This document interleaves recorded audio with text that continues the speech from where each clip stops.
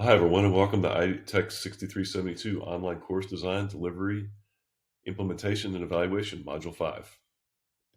In Module 5, it's really starting to get into some design processes that you'll use for designing your online course. By the end of this module, you should be able to distinguish between design features of a good website versus a bad website, identify web-safe typefaces, identify and apply concepts of universal design for learning, or UDL, assistive technology, and also compare websites for basic design principles and usability.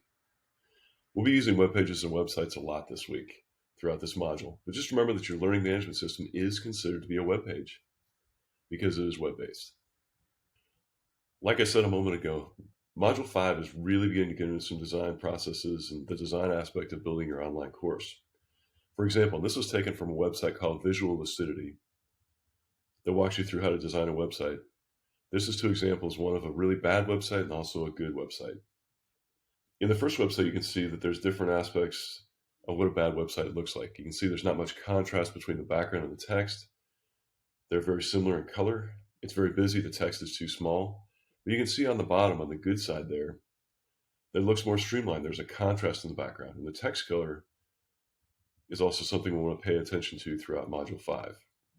There's a website that talks about the differences in contrast of your background and for your text.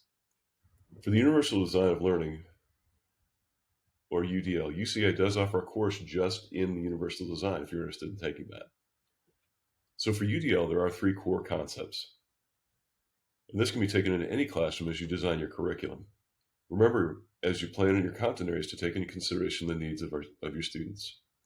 You have multiple means of engagement with the goal of creating purposeful, motivated learners, multiple means of representation with the goal of developing resourceful, knowledgeable learners, and multiple means of action and expression with the goal of supporting strategic, goal-directed learners. The goal is that you take into consideration so that your students have everything that they're going to need designed specifically for them and also presented in a way that they can use and understand to be able to interact with your content. The concept throughout this course is design and create their own learning experiences as well as to produce their own work.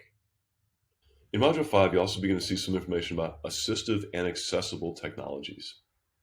You also read about the IDEA law this week. That law is really put in place to make sure that our students have the technology and the assistance they need in order to learn.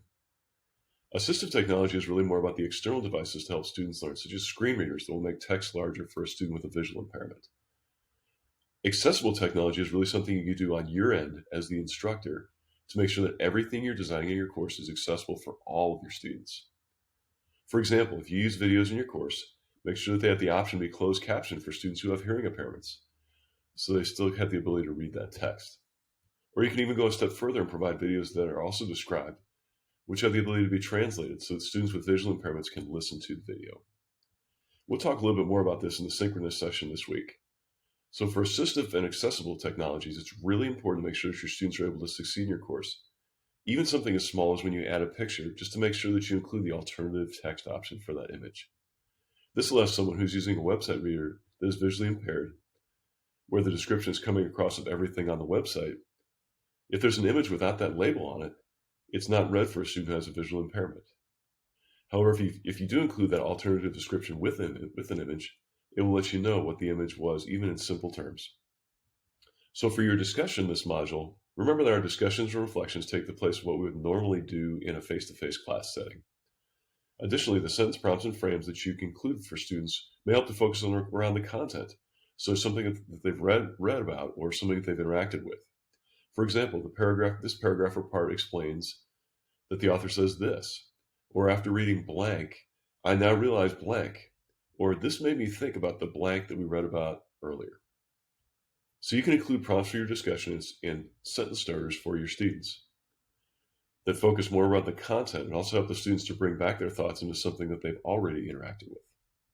Have a good week and feel free to reach out if you have questions.